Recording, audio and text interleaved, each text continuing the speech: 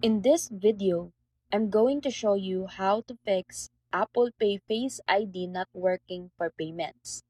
First, go to your iPhone settings, tap Face ID and passcode, and make sure Apple Pay is enabled under Use Face ID for, because if it's turned off, Face ID won't work for payments. Next, check that Face ID is set up correctly and functioning by testing it with device unlock or other Face ID enabled apps. You should also ensure your iPhone is updated to the latest iOS version and restart the device to refresh the system process.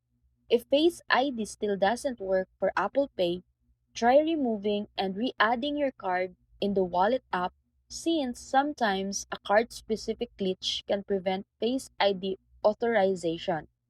Additionally, make sure your face is fully visible to True Depth camera without obstructions like mask or sunglasses that can interfere with recognition.